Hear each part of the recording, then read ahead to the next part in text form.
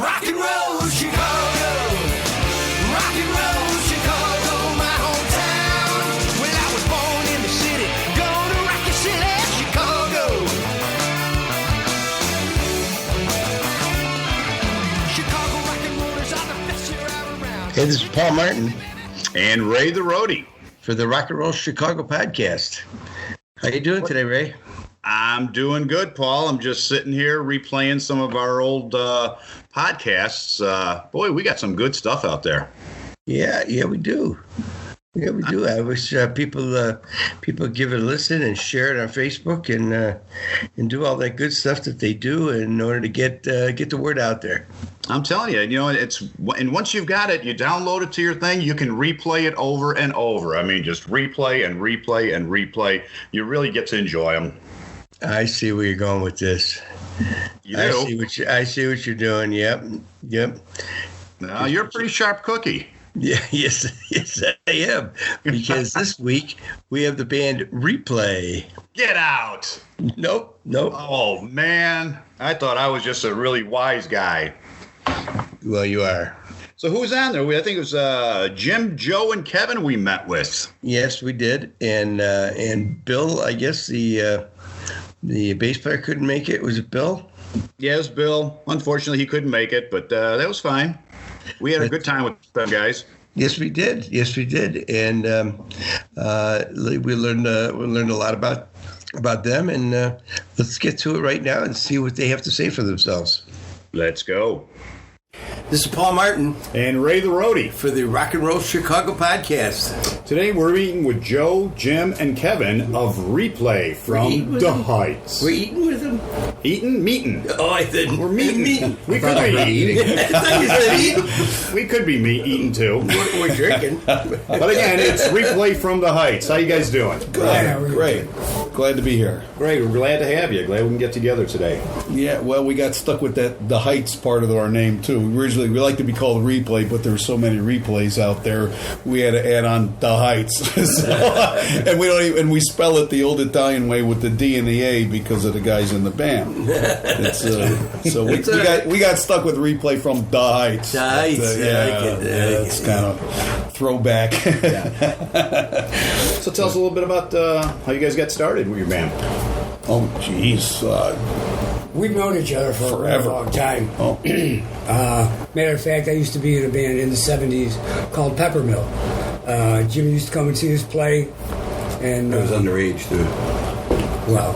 Are you showing his age? Is that what you're doing? Anyway. Oh, my Lord. I didn't know he was that old. And then when that split up after a few years, the bass player went with Jim, and it was Magic.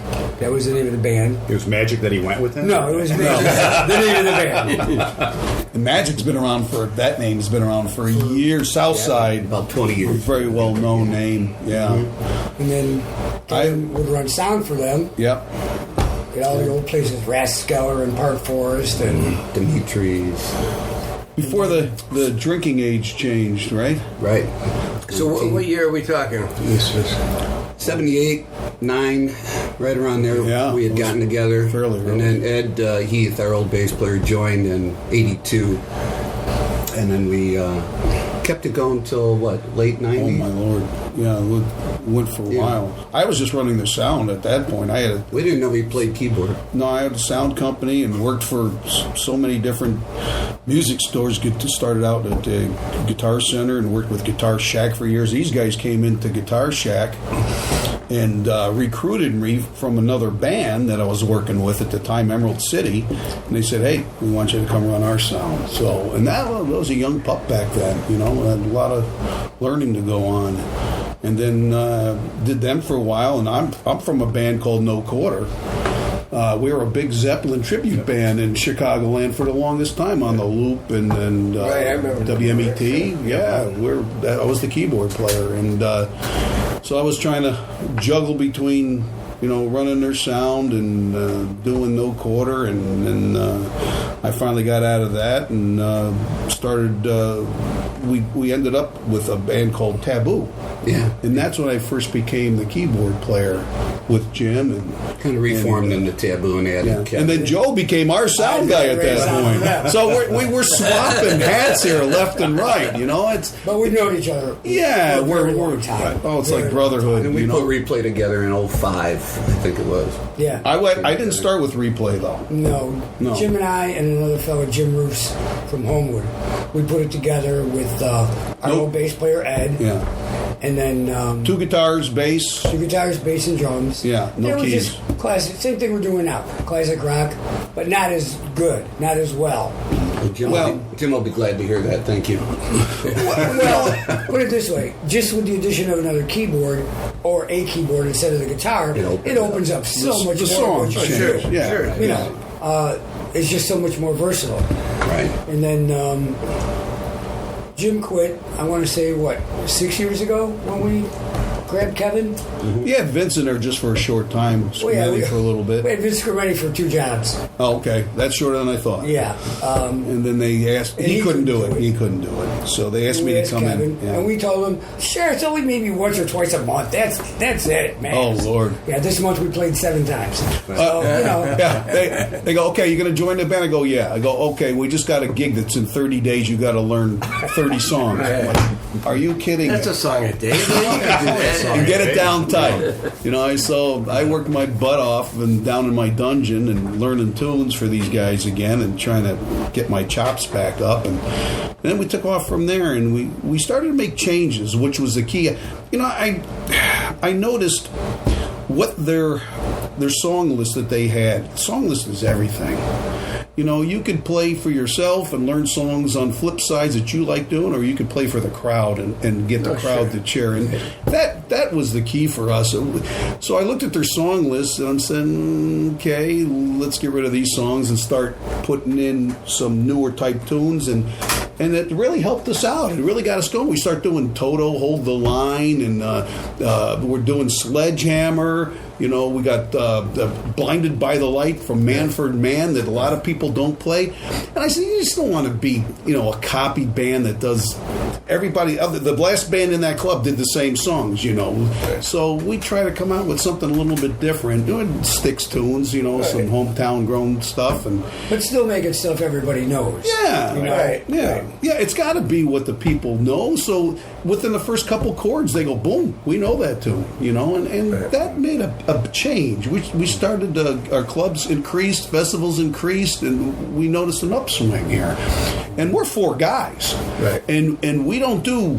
We're 100% real music, and with 4 guys. That, you know, I've seen bands 6, 8, 10 guys up, but we're 4 guys pulling off, you know, doing Sledgehammer, you know, and no tracks. No tracks. I don't believe in that. I mean, if you want to go hear karaoke, fine. You know, there's your tracks. But when I go out, if I were to go see Styx, and it was just Tommy Shaw and the drummer, and the rest were tracks, I'd want my money back. Yeah, you know, right. So I expect the band to play as a band and be real about it. So that's what we base it. And we're just 4 guys producing real music, big sound for what we're doing. Yeah, we get compliments on our sound all the time. You know, the guys go, "Oh my God, the vocals and, you know, everything sounds great."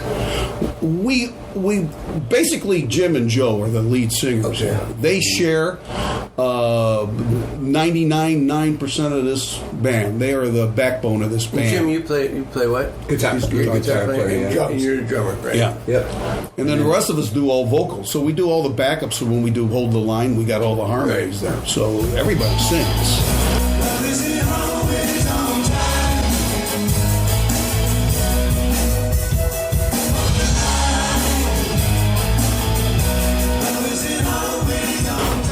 About a year and a half ago that Ed, our bass player Ed, he was having a lot of medical problems and he just couldn't do it anymore.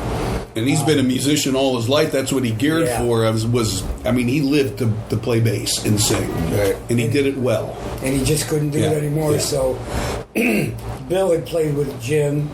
And that's Bill Turvo. He's our newest bass whiz. This guy is phenomenal on the bass. We went to, Unbelievable.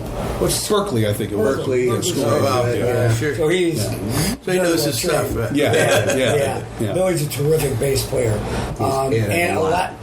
I'm sorry, what? He's added a lot to the Oh band. yeah, we couldn't. I don't think we could be doing half the stuff we're doing without him. Right. That's how good he is. And he was in Magic for a little bit. He was years in ago. Magic for a little Yeah. bit. He shares time with a group called Ripley Street out of Right Indiana, but they play maybe 6 times a year. Right. So it's mostly with us. So we're glad to have him. And we're keeping him busy. He gets a little testy sometimes because we're like this month we had 6 gigs. Yeah. In August.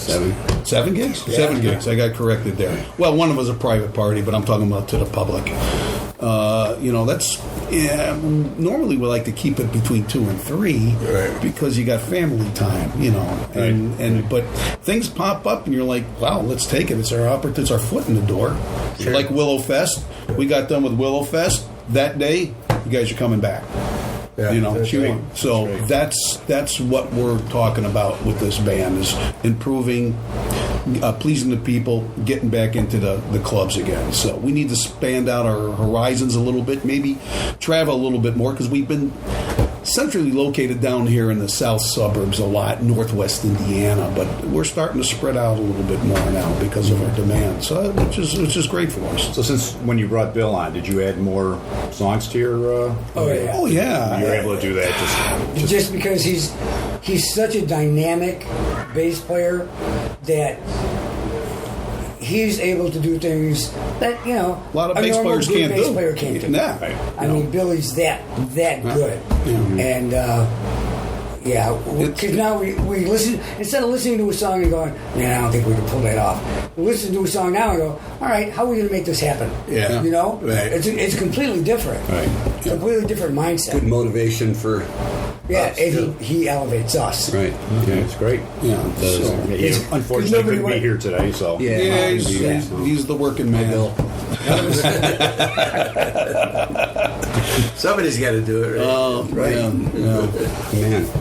And keep his family happy. Too. So now, if you used to run sound, and then you ran sound, Joe, then now who's running your sound? Well, that's the key. In the small clubs that we're doing, I got so proficient at it. I run it right from stage. Yeah. I get help from Jim's son, Jim Jr. He helps us out. He's a young kid, picked up his dad's talent. Thank God he doesn't play guitar. He's a drummer. He's excellent. But he knows music, this kid does. And he'll say, I need a little bit more guitar. I need a little bit. And I make a quick adjustment. But when we start, I mean, we're better than most bands that have a full-blown PA company out there when we start. I mean, it just sounds... Pretty much locked in. We're locked in. From the beginning, we'll do a quick check. Drum check is kick. Okay, got it. Snare. Got it. First time.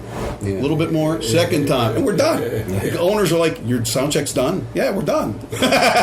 We come on, we perform, and I'll tell you, we're 99% right there. I think sound checks are overrated anyway, so myself. Yeah. Right. Yeah. Everything changes once everybody comes in, and volumes go up. But we're known. We've been getting compliments on our sound when we play. Well, Kevin, it's all he's been doing. That's all I care about. I designed the system. He bought it all. Yeah, and bought it all, wired it all, figured out all the everything that needs to be mapped out on it, and dialed it in, and it's dialed in for us. So it makes life easy going to club. I just don't trust sound guys. These sound guys nowadays. I'm not saying Paul, but I've gone out to concerts. I'm like, this guy is not helping the band. Well, no. He's turning his head. He's getting a corn dog. I'm like, what are you doing? We talked about this in our last podcast. We said that soundman can make a break a band. Oh, yeah. Oh, he's definitely part of the band. Yeah. And I know, personally, I feel every song is different. Yeah. I mean, it's not just one overall sound. It's every song. Right. You have to adjust for that song if it need be. Right? And you have to move around a little bit. You can't be under your tent and lay there all night, And So that's where the people are and move around. We get a good rapport on our sound, and we're not, another thing, we're not too loud in clubs. We got a good volume. Most of the times we don't get yelled at. The owners are like, man, you are a pleasure to work with. And where's some of the places you're playing? Well, like coming up, we got where are we at? Smoky Joe's in Crete. Now you mentioned Vince Scrimeni. Is that same Vince the owner. Scrimeni that owns the Right. place? Right. Yeah, okay, I thought so. Yeah. That's his place. So he played with you for 2 gigs. Now he owns the place, right? Yeah. Yeah. Yep. Well, you know what? His mom had owned it before, Right. And then right when he was with us, she had passed. She got real sick. She passed away. He had to run the place. What Yeah. does Vince play? He's a keyboard player and a singer. Keyboard player, Yeah, yeah, he does a good job. He'll play in there every now and then with a little band he's got together. But like we're playing Alta Grill Friday out in McCook. We do Buddy and Pals out in all the Buddy and the Pals. Buddy and Pal joints. We've done. Thirsty Beaver coming up. Yeah. Yeah, it's a new club that should Did be you hear fun. that, Paul? The Thirsty It's in Beaver. Crestwood. No. Yeah, no, it looks like I was in there giving them some promo. It looks like a fun club to play at. You know, I like it when the audience put them right in front of me. Get a chair, sit. You want to see me play? Sit right in front of me. You don't want to be far You know, away I from the don't like crowd. it where they have a huge dance floor and the people are way set in the back. Right. Give me the audience right up front. We're doing the Blue Chip, which you're familiar with. Sure. We play there. Yeah. You know, they have us back all the time. The sound guys love us over there. They go, "Oh my Good God, guys. you guys are nice and obedient on What stage." slot do you play in there? You know what? We like that. We Sunday. choose Sunday at 12 o'clock. Sunday, yeah. 12 to I 4. love it because Great. we're the first band there. Right. We take our time setting up. We get a good sound check in. We don't have to rush. And there's a good crowd there. And when we get done, I didn't think there would be, but they're good all- crowd. The Bloody Mary crowd. Yeah, exactly. We've gotten other gigs from being Alta Grill that we're playing this Friday. And McCook is the guys heard us out there and said, "We want you." Yeah. You And know? then we got Willowfest from Alta Grill. Yeah. The people, So in Willow Springs heard us at the Alta Grill in McCook and said, "We want you for that." So, it piggybacks. Yeah. Yeah. And it's Yeah, nice. sure. It's real nice that way. I had to talk to people after Willowfest we just did because they asked about our band playing at their festival. So it's a great thing that it's a domino effect, which is very pleasing to have. So You may get more than 2 or 3 gigs a month, though, so yeah. Yeah, You may it was up up there. that a little bit. Yeah, right. But we enjoy it.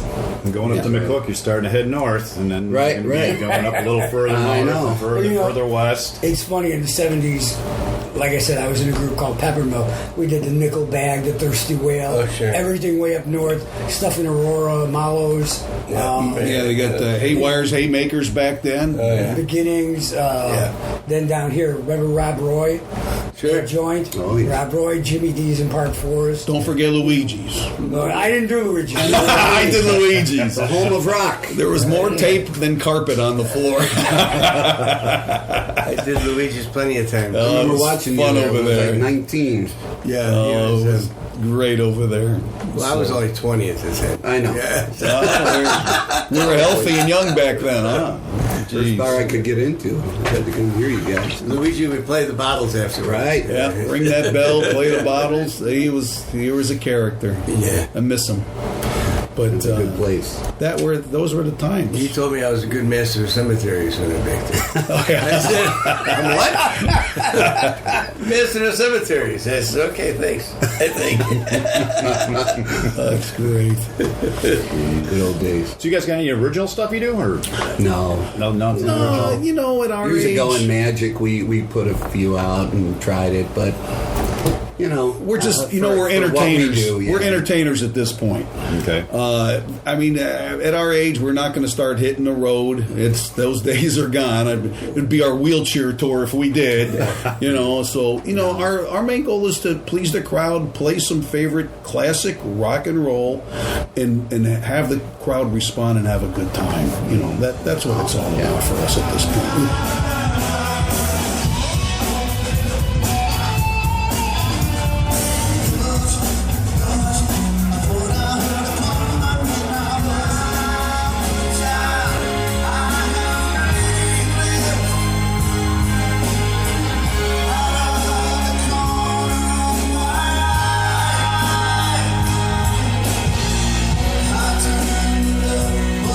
I cannot put my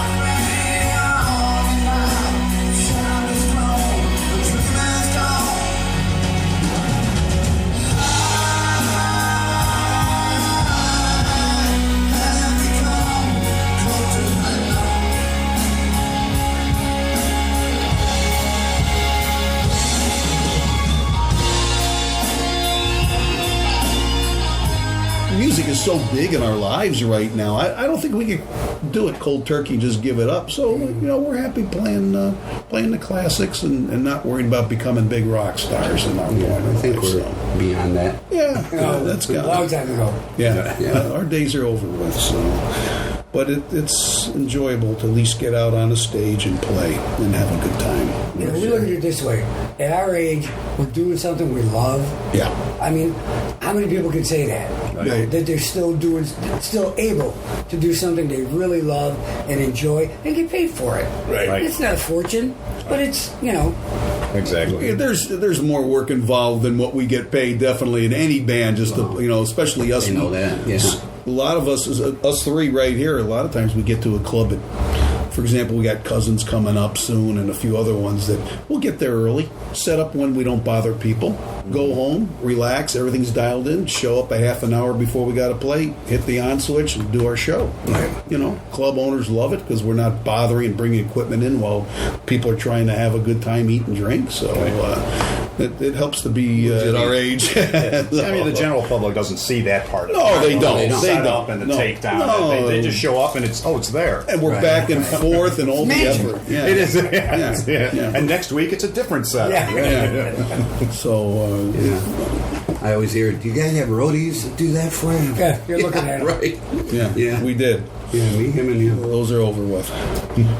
But we do what's needed to be done, and we enjoy doing it, and the clubs love having us. So you haven't recorded any of your covers or anything? Nothing? No, and we need to probably, but we have a little promo video. promo That's demo. got we use. maybe what'd you put on there? Like 10, 15 seconds. That was at the Blue Chip. The Blue Chip. Yeah, I sent you that one. That was from the Blue Chip. That was just done on an iPhone, and I did see that. Yeah, it's just little snippets, and I put it together on some software. I just took where I try to avoid getting people up dancing, where I just had the band there and just put a little thing together, what I could pick out, and it worked out fine. It was an iPhone recording, but I've seen some bands. I go to their websites and I watch their promo, and I'm hearing recorded music, but with a live shot, and it doesn't sync up with their mouths and everything to make it sound good. Then you go hear them live, and you're like, that doesn't sound like they're recording. This is what the band really sounds like live. So we try to do Definitely things a live. band is going to give you their best, recording or a studio recording, whatever, to a club owner. Yeah, Sure. But I think the the better live way would be go live. Yeah. Let them hear what you're really live. This is doing. what you're gonna get. They don't want to hear an Right. hour's worth of music, too. I mean, 5 minutes, and they know if they Right, like it or not. you're probably not going to listen to it. Right, yeah. Yeah, they got short term Why bother? on there. A few seconds. So that's worked out for us. But, most of ours has been people coming and seeing us and saying, we want you for a party, we want you for a private event, we want you for, our club, and it's worked out good. Who does all your bookings? We all do. Yeah, we all do. We all share. We all share. Yeah. Deal with Joe DeMarco. I deal with Joey a lot. He's, helping us out. but He we does do a the lot blue on our chip own. for us. Right. Yeah. You get to know them all. We've had a lot of experiences with a lot of the bands we've talked about. It's usually the drummer. Oh, is it really? Well, then, Joe, there's your new hat. The three of us, I probably do the least. Jimmy and Kev do most of it. But every once in a while, I'll have someone go, and they'll talk to me. It's funny. It just winds up, who do they come up and talk to? Right. Yeah. And we go from there. Right. And the drummer's way in the back, and they don't usually get to you. And when you're done, you jump off the back and run away. Run away, right? I do. My back is getting a little tired because I'm not getting a lot of help from these guys, but I do most of it. I got it. Here it comes, guy. Get the violin out. That's because, I won't mention any names, but when someone says, hey, we'll set up at 12, and you get there at 12, and he's been there since 11. I already got the PA set up, ready to go for these guys. They said be here at 11. Yeah. We'll all help. Well, I got to load up my keys and the PA in my van and unload them when I get home at 2 in the morning. Here comes the violins now from the guy. I get a pat on the back every once in a while from these guys, but it's not too often.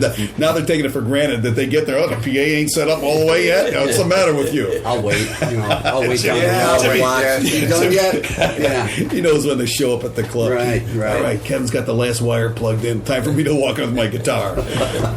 So you guys booked through the next few months? Or We're booked to the end of the year. Are you? Oh yeah. Great. Oh yeah.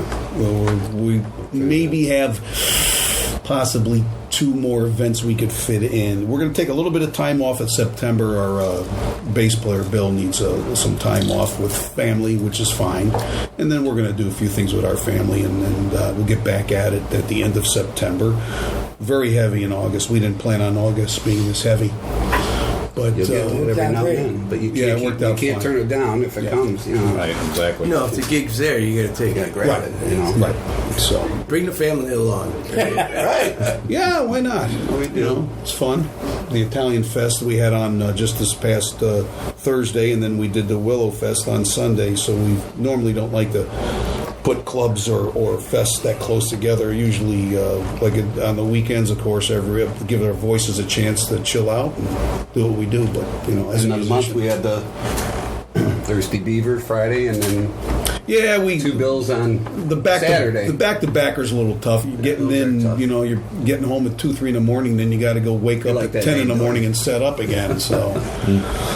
I'm laughing at the back-to-backers. Oh, I thought you meant. I did one this weekend, and I did one 2 weekends in a row. Well, those aren't as bad as when you do.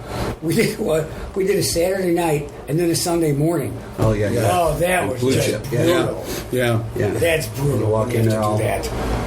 Barely awake. And, But the thing there, you don't have to put a PA on it. Right. My back appreciates that. That yeah. worked out great. Yeah, I don't have to You're up bring in my drums 15. either. And Yeah, right. Which is Drums. nice. I just bring a couple things. Right. why we love playing there. Oh yeah, they're great people over there. They take care of you. us. You know that. Yeah. So where can people find you guys? Facebook? You got a We website? have a Facebook page.